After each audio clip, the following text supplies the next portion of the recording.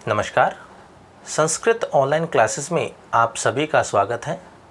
पिछली क्लास में हमने श्रीमद् भगवत गीता के द्वितीय अध्याय के अंतर्गत भगवान श्री कृष्ण और अर्जुन के मध्य जो संवाद था ज्ञान योग से संबंधित उसको लेकर के हमने चर्चा की थी। आज हम इसी क्रम को आगे बढ़ाते हुए आगे के जो हमारे पद्य हैं उनको लेकर के हम चर्चा करेंगे। तो आइए शुरू करते हैं। अगला जो हमारा पद्य है वो है यदृच्छया च उपपन्नम स्वर्ग द्वारम अपावृतम सुखीन क्षत्रियः पार्थ लभन्ते युद्धम ईदृशम। यहाँ भगवान श्री कृष्ण अर्जुन से कहते हैं कि हे पार्थ, अपने आप प्राप्त हुए और खुले हुए स्वर्ग के द्वार रूप इस युद्ध को या इस प्रकार का युद्ध वह भाग्यशाली क्षत्रिय को ही प्राप्त होता है।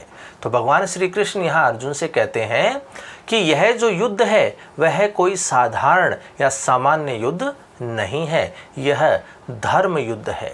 तो यहाँ भगवान श्री कृष्ण इस धर्म युद्ध को लेकर के अर्जुन से कहते हैं कि अपने आप प्राप्त हुए और खुले हुए स्वर्ग के द्वार स्वरूप इस प्रकार का धर्म युद्ध भाग्यशाली क्षत्रियों को ही प्राप्त होता है। तो भगवान श्री कृष्ण यहाँ कहना चाहते हैं कि जो इस युद्ध में भाग लेता है तो वह या तो जीतेगा या फिर हारेगा। तो दोनों ही स्थितियों में उस व्यक्ति का कल्याण निश्चित है, क्योंकि यदि वह इस युद्ध में मारा जाता है तो वह स्वर्ग को प्राप्त करेगा और यदि वह इस युद्ध में जीतता है, विजय को प्राप्त करता है, तो वह इस पृथ्वी के भोगों को भोगेगा। तो इस प्रकार यह युद्ध कोई साधारण युद्ध न होकर के एक धर्म युद्ध है। तो इसी बात को भगवान श्री कृष्ण अर्जुन को समझाते हैं कि अपने आप प्राप्त हुए और खुले हुए स्वर्ग के द्वार स्वरूप यह जो धर्म युद्ध है वह भाग्यशाली क्षत्रियों को ही प्राप्त होता है। ऐसा युद्ध हर किसी के भाग्य में नहीं होता है। इसी बात को भगवान श्री कृष्ण अर्जुन को समझाते हैं। अगला पद्य देखिए। अथ चेत त्वम इमं धर्मयं संग्रामं न करिष्यसि ततः स्वधर्मं कीर्तिं च हित्वा पापम अवाप्स्यसि। तो यहाँ भगवान श्री कृष्ण अर्जुन से कहते हैं, इस प्रकार यदि तुम ऐसे धर्म युद्ध को नहीं करते हो, यदि तुम इस धर्म युक्त युद्ध को नहीं करोगे तो ततः तो फिर स्वधर्मम अर्थात अपने धर्म को अर्थात अपने क्षत्रिय धर्म को एवं कीर्तिम च और अपनी कीर्ति यश को तुम नष्ट कर दोगे और पापम अवाप्स्यसि और पाप को प्राप्त हो जाओगे। तो भगवान श्री कृष्ण अर्जुन से कहते हैं कि यदि तुम इस धर्म युक्त युद्ध को नहीं करोगे या नहीं युद्ध करोगे तो तुम अपने क्षत्रिय धर्म का और अपने कीर्ति अर्थात यश का नष्ट कर दोगे, उनका परित्याग कर दोगे और तुम पाप को प्राप्त हो जाओगे। तो भगवान श्री कृष्ण अर्जुन से यही कह रहे हैं कि यह जो युद्ध है वो एक धर्म युद्ध है। इससे यदि तुम युद्ध करते हो तो तुम्हारा जो कीर्ति है इस संसार में जो फैली हुई है वह कीर्ति निरंतर बनी रहेगी और तुम अपने क्षत्रिय धर्म का भी पालन कर पाओगे। यदि तुम इस धर्म युक्त युद्ध को नहीं करोगे तो तुम अपने क्षत्रिय धर्म और अपने इस संसार में फैली हुई कीर्ति अर्थात यश का तुम खो दोगे, इसको तुम नष्ट कर दोगे, इससे तुम पाप को प्राप्त हो जाओगे, तुम पाप के भागी हो जाओगे। तो हे अर्जुन, तुम ऐसा न करके इस युद्ध क्षेत्र में निश्चय करके युद्ध करने के लिए तैयार हो जाओ। तो इस प्रकार भगवान श्री कृष्ण अर्जुन को युद्ध करने के लिए तैयार करते हैं। अगला पद्य देखिए। अकीर्तिम चापि भूतानि कथिष्यन्ति ते अव्याम संभावितस्य चा कीर्तिम मरणादतिरिच्यते। यहाँ भगवान श्री कृष्ण कहते हैं कि सब लोग अर्थात जब तुम युद्ध को नहीं करोगे तो तुम अपनी कीर्ति को नष्ट कर दोगे अर्थात तुम अपकीर्ति को प्राप्त हो जाओगे। तो ऐसी स्थिति यदि हो जाती है तो सब लोग अर्थात जो तुम्हें सम्मानित करते हैं, जो तुम्हें माननीय समझते हैं, जो तुम्हारा सम्मान करते हैं, वो लोग भी, और जो तुम्हारी प्रजा है वे भी, अर्थात सब लोग। तो सब लोग तुम्हारी बहुत काल तक रहने वाली अपकीर्ति के कथन को कहेंगे। यदि तुम इस धर्मयुक्त युद्ध को नहीं करते हो तो तुम अपने क्षत्रिय धर्म का पालन भी नहीं करते हो और तुम अपनी कीर्ति यश को भी खो देते हो। तो ऐसी स्थिति में बहुत अधिक समय तक रहने वाली तुम्हारी इस अपकीर्ति का तुम्हारे लोग या सभी लोग बहुत अधिक समय तक उनका बखान करेंगे। फिर कहते हैं कि माननीय पुरुष के लिए जो अपकीर्ति होती है वह मृत्यु से भी बढ़ कर के होती है। जो सम्माननीय लोग होते हैं वह उनके लिए कीर्ति अर्थात यश ही सब कुछ होता है, सर्वोपरि होता है। तो अगर ऐसी स्थिति में तुम अपकीर्ति को प्राप्त हो जाओगे तो माननीय व्यक्ति के लिए तो अपकीर्ति मृत्यु से भी बढ़कर के है, अर्थात मृत्यु से भी बढ़कर कष्टकारी है, दुखदायी है। तो हे अर्जुन, तुम ऐसी स्थिति को प्राप्त न हो करके इस धर्म युद्ध को तुम करो और तुम अपनी जो कीर्ति जो इस संसार में फैली हुई है उसे निरंतर बढ़ाते रहो। तो यही संदेश भगवान श्री कृष्ण अर्जुन को देते हैं और इस युद्ध क्षेत्र में युद्ध करने के लिए तैयार करते हैं। अगला पद्य देखिए। भयाद्रणादुपरतम मंस्यन्ते त्वाम महारथः येषां च त्वं बहुमतो भूत्वा यास्यसि लाघवम्। यहाँ भगवान श्री कृष्ण अर्जुन से कहते हैं कि जिनकी दृष्टि में तू सम्मानित होकर अब लघुता को प्राप्त हो जाएगा।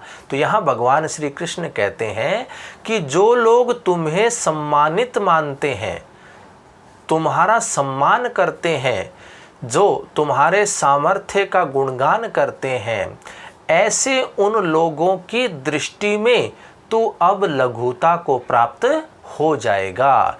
यदि तू इस धर्म युद्ध को नहीं करता है, तुम अपने क्षत्रिय धर्म का पालन यदि तुम नहीं करते हो, तुम अपने यश को नष्ट कर देते हो, तो तुम उन लोगों की दृष्टि में भी लघुता को प्राप्त हो जाओगे जिनकी दृष्टि में तुम अत्यधिक सम्मानित होते हो। फिर भगवान श्री कृष्ण आगे कहते हैं कि वे महारथी अर्थात जिनकी नज़रों में जिनकी दृष्टि में तुम सम्मानित हो, ऐसे वो महारथी लोग, तो ऐसे वे महारथी तुम्हें भय के कारण इस युद्ध से हटा हुआ मानेंगे। वो ऐसा मानेंगे कि तुम युद्ध में भयभीत हो गए हो और भयभीत होकर के तुम युद्ध नहीं करना चाहते। तो हे अर्जुन, तुम ऐसी स्थिति को प्राप्त मत हो और युद्ध क्षेत्र में युद्ध करने के लिए तैयार हो जाओ, क्योंकि जो तुम्हारा सम्मान करते हैं वे भी तुम्हें लघुता को प्राप्त हुआ समझेंगे और वे महारथी तुम्हें भय के कारण इस धर्म युक्त युद्ध से हटा हुआ मानेंगे। ऐसा होना तुम्हारे लिए उचित नहीं है। तो हे अर्जुन, तुम इस युद्ध क्षेत्र में इस धर्म युक्त युद्ध को करने के लिए तैयार हो जाओ। इस प्रकार भगवान श्री कृष्ण अर्जुन को समझाते हैं। अगला पद्य देखिए। एवाच्ये वादांश बहून वदिष्यन्ति तवा हितः निंदन्तस्तव सामर्थ्यम ततो दुखतरम नु किम। तो यहाँ भगवान श्री कृष्ण अर्जुन को समझाते हैं कि यदि तुम इस धर्मयुक्त युद्ध को नहीं करोगे, तुम अपने क्षत्रिय धर्म का पालन यदि नहीं करते हो, यदि तुम इस युद्ध को न करके अपने यश को नष्ट कर देते हो, तो हे पार्थ, हे अर्जुन, तुम्हारे वैरी लोग अर्थात तुम्हारे शत्रु तुम्हारे सामर्थ्य की निंदा करते हुए बहुत से न कहने वाले वचनों को कहेंगे। तो यहाँ भगवान श्री कृष्ण अर्जुन से कहते हैं कि यदि तुम इस धर्मयुक्त युद्ध को नहीं करोगे तो तुम्हारे जो सम्माननीय लोग हैं, जो तुम्हें सम्मानित करते हैं, मानते हैं, वे लोग भी तुम्हें लघुता को प्राप्त हुआ मानेंगे और भय के कारण तुमने युद्ध छोड़ दिया है ऐसा वो मानेंगे। तो ऐसी स्थिति में तुम्हारे जो वैरी लोग हैं, तुम्हारे जो शत्रु हैं, वो तुम्हारे सामर्थ्य की निंदा करते हुए बहुत से न कहने वाले वचनों को कहेंगे।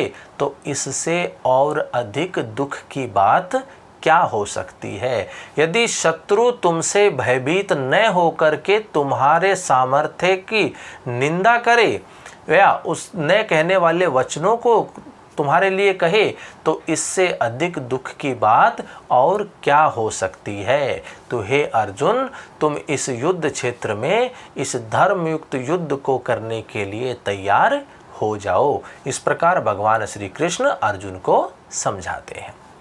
अगला पद देखिए, हतो वा प्राप्स्यसि स्वर्गम जित्वा वा भोक्ष्यसे महिम तस्माद् उत्तिष्ठ कौन्तेय युद्धाय कृत निश्चय है। यहाँ भगवान श्री कृष्ण अर्जुन से कहते हैं कि हे अर्जुन, यदि तुम इस धर्मयुक्त युद्ध में मारे जाते हो तो तुम स्वर्ग को प्राप्त करोगे, और यदि तुम इस धर्मयुक्त युद्ध में जीतते हो, विजय को प्राप्त होते हो, तो तुम पृथ्वी के भोगों को भोगोगे। तो यहाँ भगवान श्री कृष्ण अर्जुन से कहते हैं कि दोनों ही परिस्थितियों में तुम्हारा कल्याण होने वाला है। यदि तुम इस धर्मयुक्त युद्ध में अपने क्षत्रिय धर्म का पालन करते हुए युद्ध क्षेत्र में मारे जाते हो, तब भी तुम स्वर्ग को प्राप्त करोगे, और यदि इस धर्मयुक्त युद्ध में अपने क्षत्रिय धर्म का पालन करते हुए इस युद्ध को तुम जीतते हो, इसमें विजय प्राप्त करते हो, तो इस पृथ्वी के भोगों को तुम भोगोगे।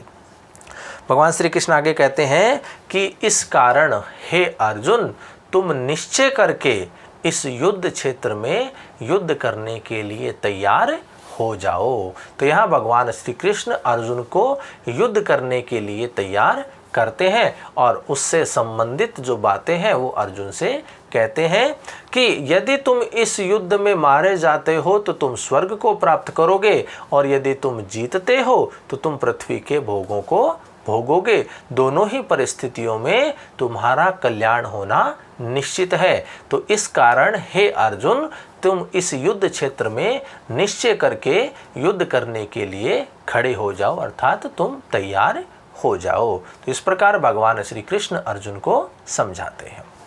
अगला पद देखिए, सुख दुखे समे कृत्वा लाभा लाभौ जया जयौ ततो युद्धाय युज्यस्व नैवं पापम वाप्स्यसि। तो यहाँ भगवान श्री कृष्ण कहते हैं कि जय पराजय, लाभ हानि और सुख और दुख को समान मान करके हे अर्जुन, तुम इस युद्ध क्षेत्र में युद्ध करने के लिए तैयार हो जाओ।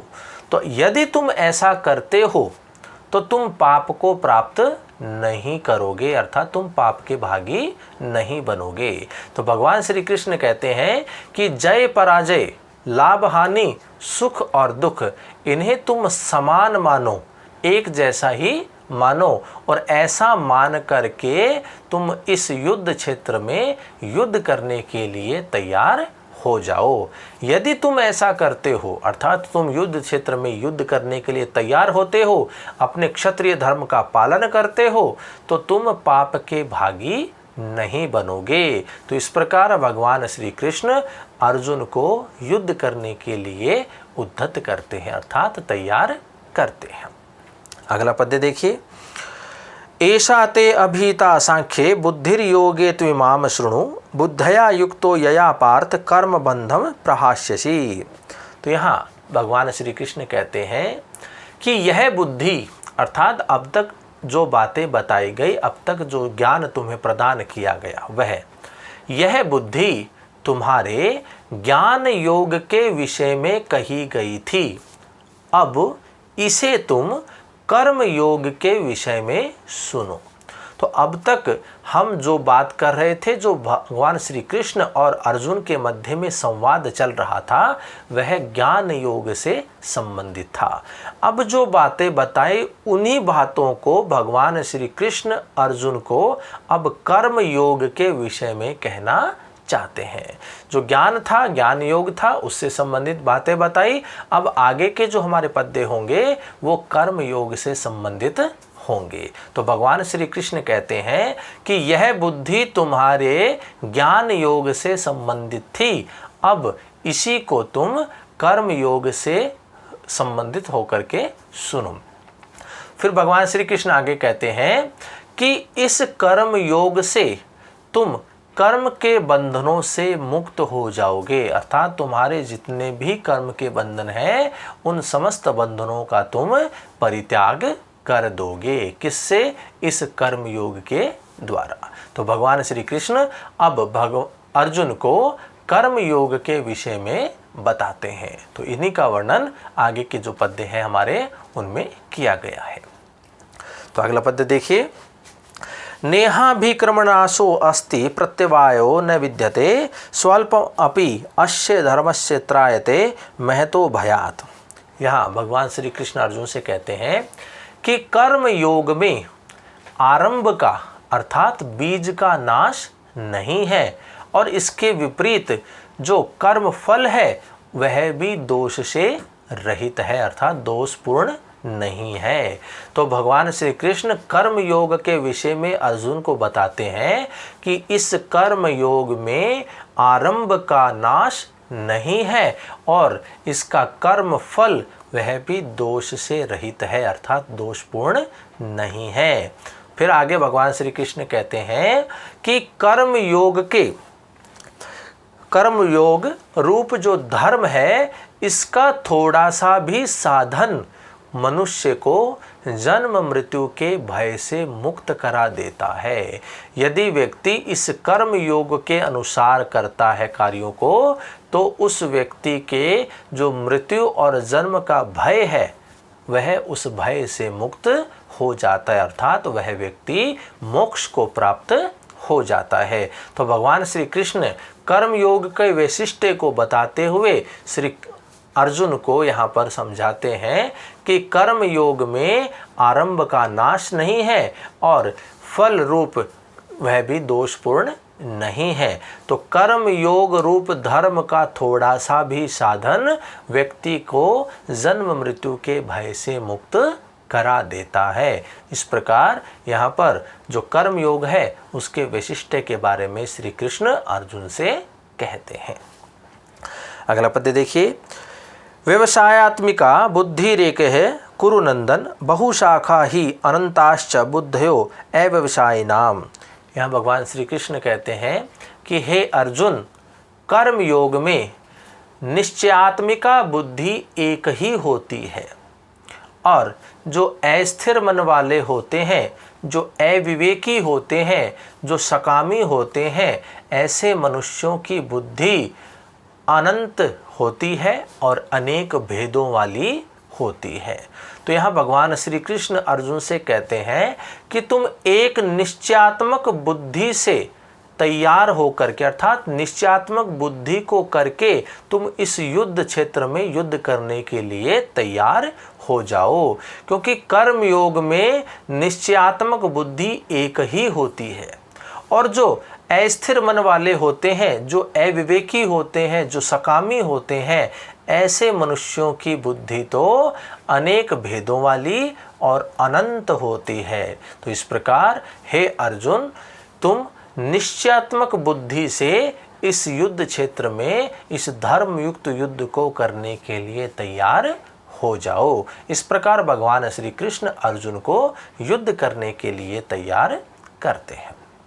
तो आज की क्लास में हमने भगवान श्री कृष्ण और अर्जुन के मध्य जो संवाद था, अर्थात जो ज्ञान योग से संबंधित जो बातें थी उनको हमने पूर्ण की, और जो कर्म योग से संबंधित जो बातें हैं उनको हमने प्रारंभ किया। तो आगे की क्लास में हम कर्म योग से संबंधित जो आगे भगवान श्री कृष्ण अर्जुन को समझाते हैं, ऐसे उन बातों को श्लोकों के माध्यम से हम चर्चा करेंगे। तो आज की क्लास में इतना ही। धन्यवाद।